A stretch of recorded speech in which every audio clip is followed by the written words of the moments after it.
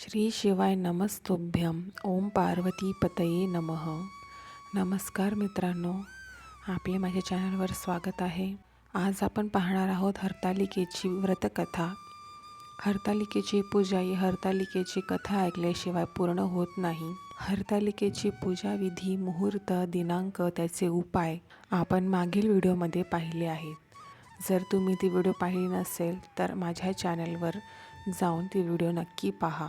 त्याचप्रमाणे आपण हरतालिकेच्या कथेला सुरुवात करूया. व्हिडिओ सुरू करण्याआधी आपण माझ्या चॅनलवर नवीन असाल तर व्हिडिओला लाईक करा, शेअर करा आणि चॅनलला सबस्क्राईब करा. हरतालिकेची कथा. प्राचीन काळात हिमालय पर्वतावर राजा हिमालय यांची कन्या पार्वती राहत होती. पार्वती देवी लहानपणापासूनच भगवान शिवाच्या उपासनेत तल्लीन होती.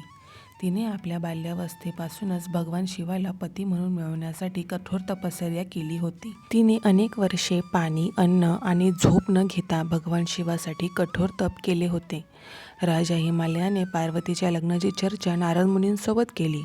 नारद मुनी यांनी राजा हिमालयाला भगवान विष्णूशी पार्वतीचे लग्न करण्याचा प्रस्ताव ठेवला.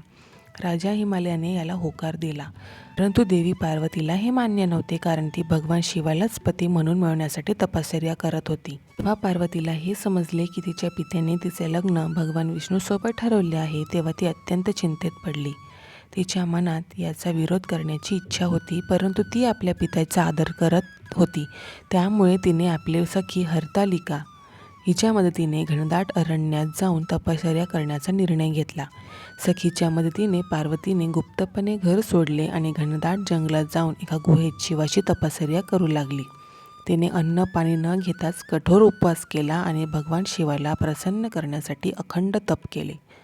तिने फक्त मातीपासून शिवलिंग तयार करून भगवान शिवाची पूजा केली.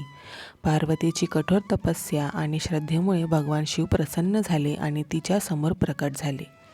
भगवान शिवाने तिची तपश्चर्या पाहून तिला आशीर्वाद दिला आणि तिचा पती म्हणून स्वीकारले. त्यामुळे या दिवशी केलेल्या उपवासाने स्त्रिया आपल्या पतीच्या दीर्घायुष्यासाठी आणि सुखसंपत्तीसाठी प्रार्थना करतात. पार्वतीच्या तपश्चर्या आणि भगवान शिवाच्या आशीर्वादामुळेच या दिवसाला हरतालिका म्हणून साजरा केला जातो. हरतालिका शब्दाचा अर्थ आहे हिरावलेली सखी, म्हणजेच पार्वतीची सखी, जिच्या मदतीने पार्वतीने जंगलात जाऊन तप केले.